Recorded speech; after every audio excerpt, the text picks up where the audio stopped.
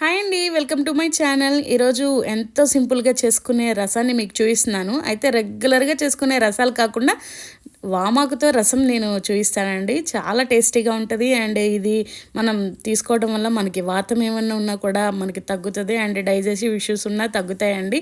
అయితే ఇది పిల్లలకు కూడా చాలా బాగా పనిచేస్తుంది. అయితే మనం ఇంట్లో వామాకు ఉంటుంది కదండి, ఆ వామాకు పెంచుతాం కదా, ఆ ఆకుతో ఏం చేయాలో అర్థం కాక ఆలోచిస్తూ ఉంటాం. వామాకుతో రసం చేసుకొని చూడండి, చాలా బాగుంటుంది. దానికోసం నేను ఒక 15 వామాకులు తీసుకొని కట్ చేసి పక్కన పెట్టుకున్నానండి.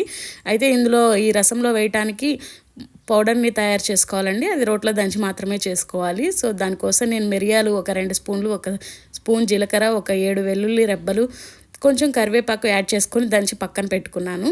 తర్వాత ఒక ప్యాన్ తీసుకొని దాంట్లో ఆయిల్ యాడ్ చేసుకొని ఆవాలు, మెంతులు వేసుకున్నానండి. 2 ఫ్రై అయిన తర్వాత కరివేపాకు వేసుకొని ఫ్రై చేశానండి. తర్వాత కొంచెం సన్నగా కట్ చేసుకున్నటువంటి ఒక హాఫ్ ఆనియన్ వేసి కొంచెం ఎర్రగా వచ్చేటట్టు ఫ్రై చేసుకున్నాను. మనం ముందుగా కట్ చేసి పెట్టుకున్నటువంటి ఈ వామాకులను కూడా వేసుకొని ఒక 2 నిమిషాలు ఫ్రై చేసుకోవాలండి.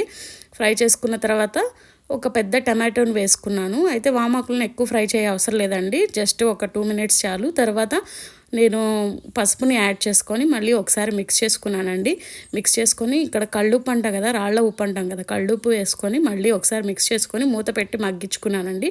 టమాటాలు అయితే మగ్గితే చాలా జ్యూసీగా అట్లా కొంచెం ఆ పులుపు అనేది ఆ రసానికి పడుతుందండి. సో మగ్గేదాకా ఉంచుకోవాలి. మగ్గిన తర్వాత ఒక పెద్ద నిమ్మకాయ సైజ్ అంతా చింతపండుకి వచ్చిన రసాన్ని ఒక 1/2 లీటర్ వరకు నేను పోసానండి. తర్వాత ముందుగా మనం దంచి పెట్టుకున్నటువంటి ఈ పౌడర్ ఉంటుంది కదండి, రసం పౌడర్ని, అది కూడా వేసి కొత్తిమీర కూడా వేసి మొత్తం కలిపి ఒక 5 నిమిషాలు సిమ్లో పెట్టి మరిగించానండి. మరిగించిన తర్వాత ఇంకా స్టవ్ ఆఫ్ చేసుకోవడమే, అంతే అండి. ఎంతో సింపుల్గా టేస్టీగా ఉండే ఈ వామాకు రసం అండి, చాలా బాగుంటుంది. అండ్ దీంతో పాటు ఏదైనా ఫ్రై చేసుకొని తింటే మనం నార్మల్గా ఒక ప్లేట్ భోజనం చేస్తే 2 ప్లేట్లు భోజనం చేస్తామండి ఈ వామాకు రసం తింటే. సో చాలా అంటే చాలా టేస్టీగా ఉంటుంది. ఒక్కసారి ట్రై చేసి చూడండి, చాలా బాగుంటుంది. అండ్ నా ఛానల్ని చూస్తున్నారు కానీ ఎవరు సబ్స్క్రైబ్ చేసుకోవట్లేదండి, కొంతమందే చేసుకుంటున్నారు.